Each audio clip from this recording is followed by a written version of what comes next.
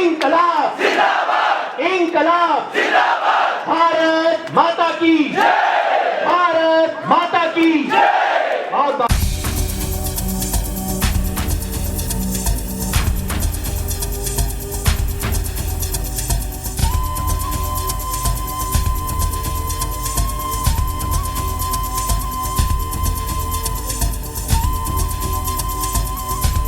आम आदमी पार्टी मुंबई के कुछ कार्यकर्ता मतलब उपस्थित है। हम उनसे ये पूछें कि उन्होंने बीजेपी हो गई, कांग्रेस हो गई, काफ़ी पार्टी हो गई, आम आदमी पार्टी क्यों चुना? सर आपका नाम? मेरा नाम सिराज खान है, मैं मुंबई नॉर्थ सेंट्रल से हूँ। ओके सर, मैं सवाल आपसे ये है, आप सक्रिय कार्यकर्ता आम आदमी पार्टी के। बीजेपी पावर में है, कांग्रेस है, मंच है, शिवसेना है, समाजवादी पार्टी है, MIM है, आपने आम आदमी पार्टी क्यों चुना? मैं आम आदमी पार्टी इसलिए चुना हूँ क्योंकि जो जिस पार्टियों का आप नाम ले रहे हैं, चाहे वो कांग्रेस हो, बीजेपी हो, शिवसेना हो, उसके तो और आम आदमी पार्टी चुनने का सिर्फ एक ही कारण है कि आम आदमी पार्टी की जो आइडियोलॉजी है वो इन सबसे हटकर है। ओके, ये जो आम आदमी पार्टी अरविंद जी है, 14 डे में तो इस्तीफा दे दिया, आप लोग का भरोसा तोड़ा, तो आम आदमी पार्टी कभी भी आप सपोर्ट करते हैं? नहीं, उनके इस्तीफा देने का मतलब ये नहीं हुआ कि उन्होंने भरोसा तोड़ा।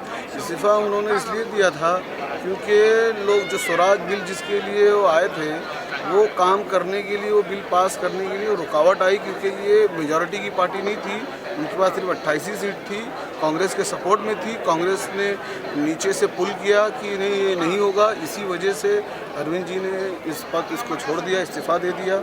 इसमें कोई गलती वाली बात नहीं थी क्योंकि अब आप लोग चुन के लाएंगे मेजॉरिटी में तो हम 5 साल पूरा काम करके दिखाएंगे। ओके, आम आदमी पार्टी में और बाकी पार्टी में फ़र्क क्या है?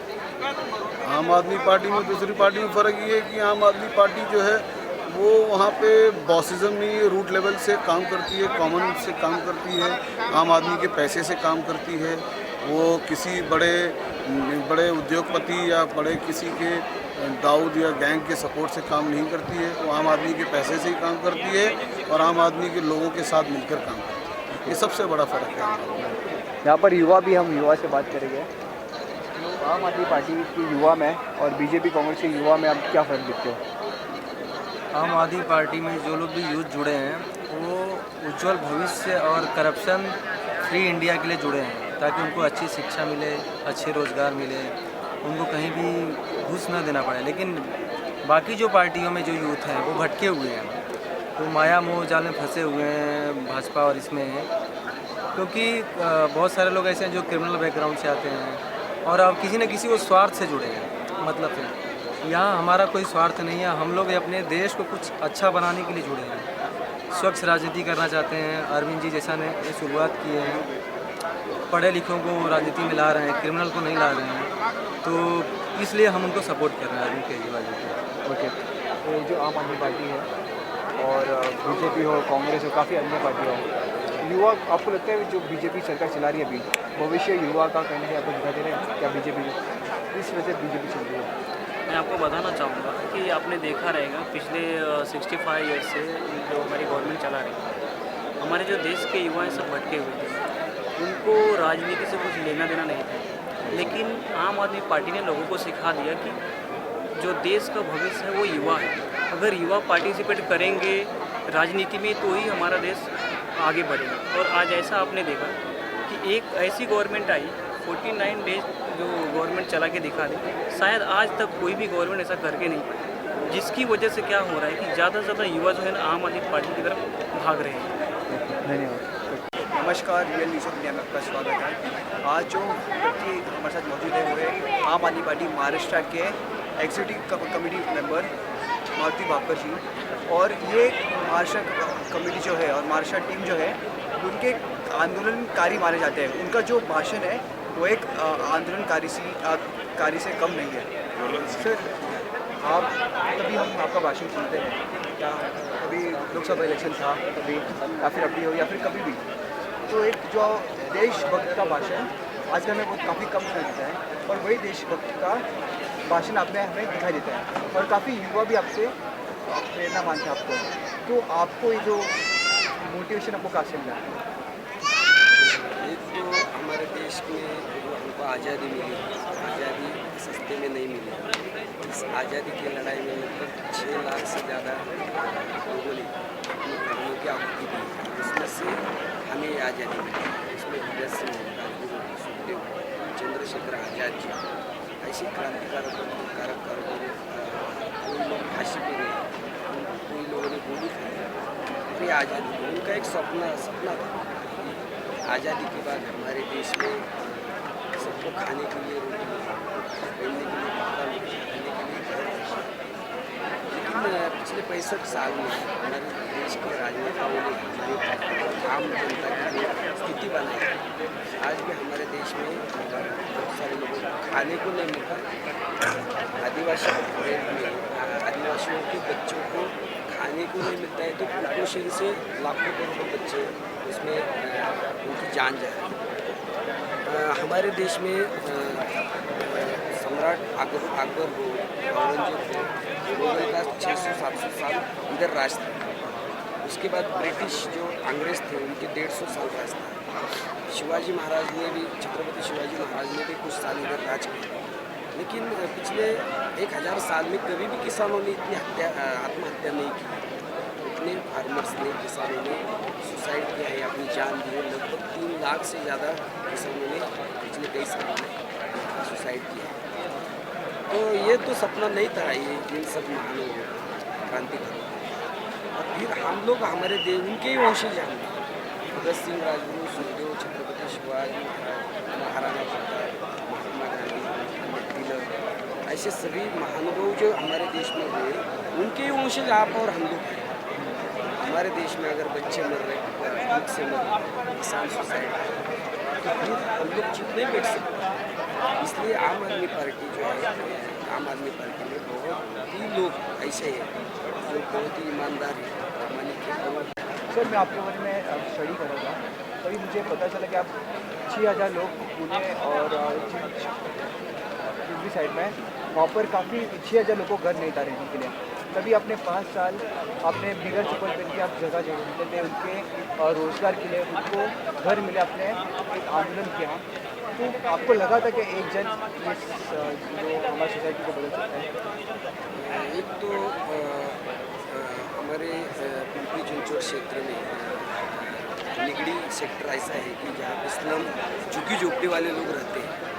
तो वहाँ पे पिंपरी चिंचवड म्यूनसिपल कॉरपोरेशन ने उनको डिमोलिश करके उनको बेघर किया था। तो हम लोगों के साथ वो लोग जब आए तो हम लोगों ने उनके लिए आंदोलन किया और उन लोगों को 15 सीट पहला तो मिला के दिया। बाद में JNNURM अंतर्गत जो केंद्र सरकार और स्टेट गवर्नमेंट की योजना थी, उनमें से लगभग 450 लोगों को घर मिलने के लिए उनके जो स्लम एरिया में जो फोटो पास होता है, उनको फोटो पास नहीं था, प्राधिकरण क्षेत्र से आते थे। लेकिन पिंपरी चिंचवड म्यूनसिपल कॉर्पोरेशन ने उनको कन्वर्ट करके उनको उस योजना का लाभ लेके 7 साल के बाद उनको 450 घर मिला के दिया हम लोगों ने। और वो होने के बाद 7 साल के, और जब तक उनको घर नहीं मिलता है तब तक मैं पैर में चप्पल नहीं पहनूँगा, ऐसा फोन करके मैंने 7 साल बिना चप्पल पूरे इंडिया में मैं घूमा आंदोलन के लिए। और फिर 7 साल के बाद उनको घर मिलने के बाद उन लोगों ने उनके एरिया में बहुत बड़ा प्रोग्राम लगा के मुझे चप्पल पहनाई उधर। मेरी माँ भी वो टाइम थी।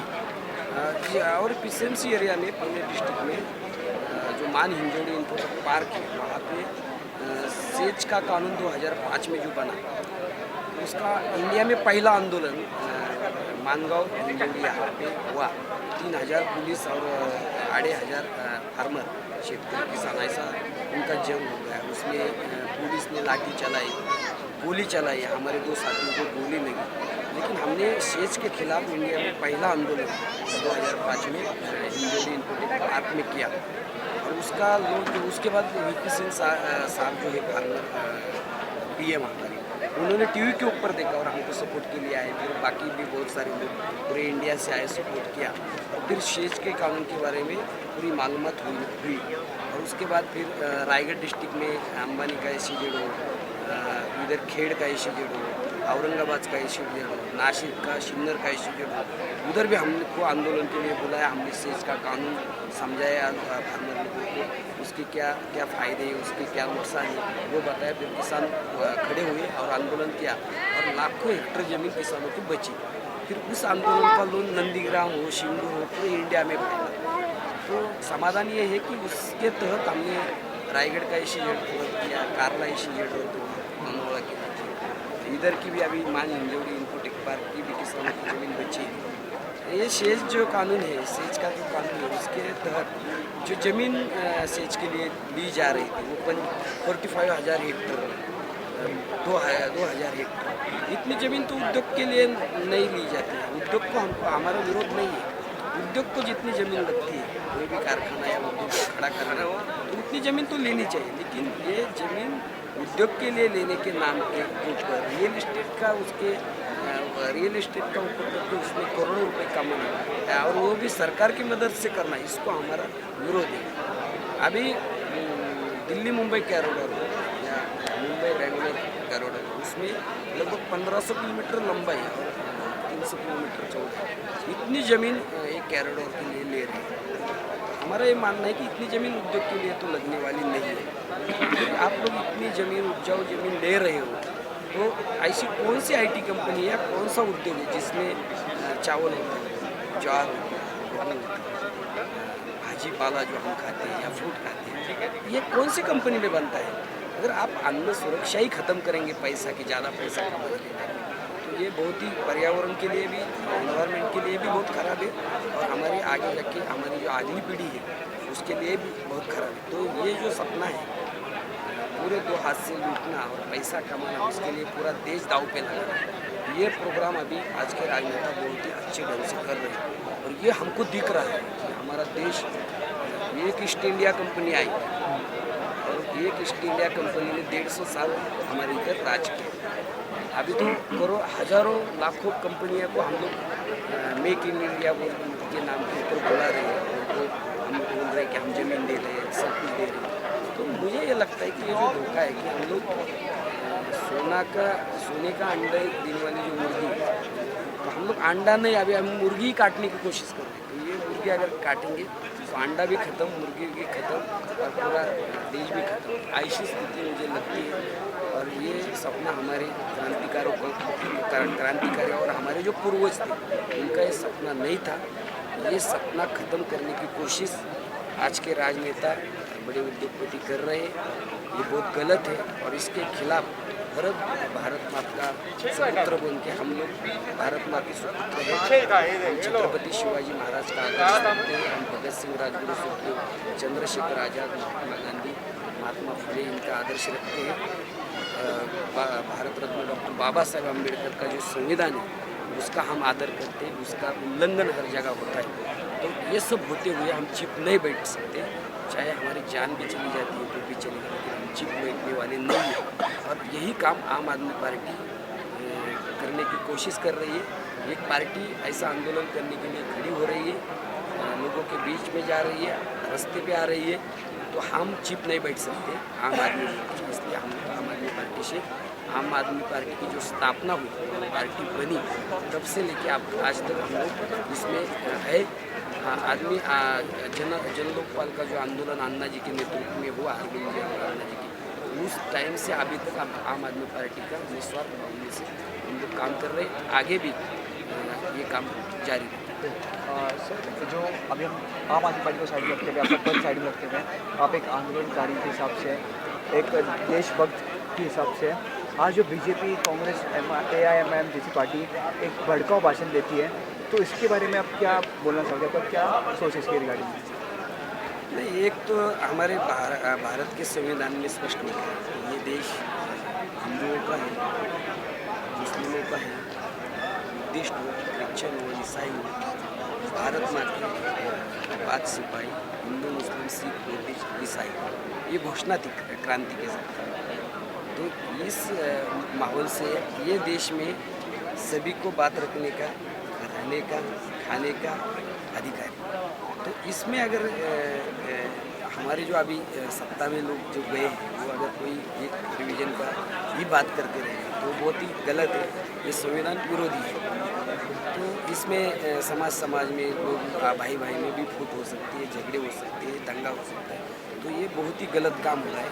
तो ये इसमें से देश टूटने की संभावना भी हम नकार नहीं सकते और हम हमारा देश टूटने नहीं देंगे, चाहे वो ये जान भी जाए, चली जाए, तो पे हम लोग हमारा देश टूटने लगा। ये देश कौन सी भी कीमत में हम लोग इस देश के पुत्र हम बचाने वाले हैं, उसके लिए जो भी हो। और उसका ये देश तोड़ने का काम जो भी करेगा, चाहे वो बीजेपी वाले हो, शिवसेना वाले हो, मनसे वाले हो, कांग्रेस वाले हो, एनसीपी वाले हो, एसपी वाले हो, बीएसपी वाले, जो भी देश टूटने का, देश में दो भाइयों में दरार पाड़ने का काम करेंगे और देश तोड़ने का सपना रखेंगे, तो उसके खिलाफ हम खड़े रहेंगे।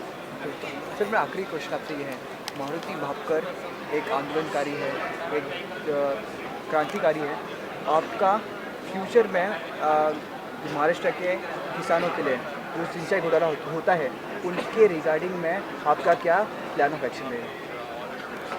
एक तो सिंचाई का जो घोटाला महाराष्ट्र में हुआ, उसमें लगभग 70,000 करोड़ 70,000 करोड़ रुपए खर्चा सिंचाई के ऊपर हुआ, लेकिन 0.1 इतना ही सिंचाई हुई और उसमें लगभग 30,000 करोड़ से ज़्यादा करप्शन हुआ, ऐसी बात सामने आई है।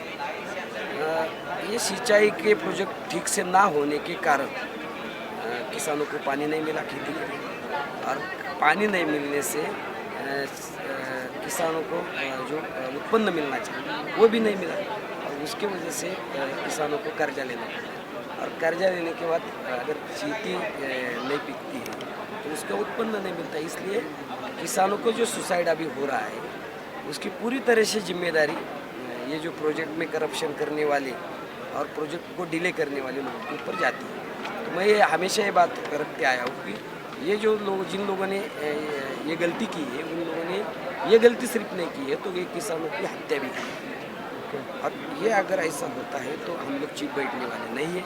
इसके बारे में हम लोग आज तक आंदोलन करते आए हैं, इसके आगे भी आंदोलन करेंगे। अगर इसके अभी एंटी करप्शन ब्यूरो हो या CID हो, CBI हो, इसकी तरफ से इंक्वायरी होगी, अगर कोई गलती किया है तो वो जेल में जाना चाहिए, उसको पनिशमेंट होनी चाहिए। अगर ये काम सरकार नहीं करती है तो हम लोग कोर्ट में भी जाके ये काम कर सकते हैं। आगे जाके ये इशू तो होगा ही सिंचाई का, उसके तहत किसानों को मार्केट कमेटी में लूटा जाता है। जो कृषि मूल्य आयोग है उसके तहत किसान को जितना खर्चा खेती के लिए आता है कोई भी पीक निकालने के लिए, उसके नरेंद्र मोदी जी ने और बीजेपी ने लोकसभा चुनाव के पहले एक आश्वासन दिया था कि जितना खर्चा होता है किसानों को खेती उपजाने में, वो खर्चा पकड़ के 50% अधिक का नफा देंगे। ये उनका लिखित है, लेकिन उसके ऊपर 7 महीने से मोदी सरकार कोई बात नहीं कर रही है। दूसरी बात, टोल मुक्त महाराष्ट्र बनाएंगे ऐसी भी उन्होंने घोषणा की थी, लेकिन उल्टा नया टोल वो कर रहे हैं। तो ये तो चलने वाला है उनका काम, वो वैसा ही काम करने वाले, लेकिन हम हमेशा रास्ते के ऊपर इसके लिए संघर्ष करने वाले आगे। और आपको रियल न्यूज़ ऑफ इंडिया की तरफ से और पूरे महाराष्ट्र की तरफ से आपको शुभकामनाएं, और सर आप अच्छी तरह से काम आपको भी रियल न्यूज़ इंडिया के साथ बात करने का जो मुझे मौका मिला और आप मुझे समय दिया, उसके लिए मैं बहुत आभारी हूँ। आपके चैनल को भी शुभेच्छा। धन्यवाद।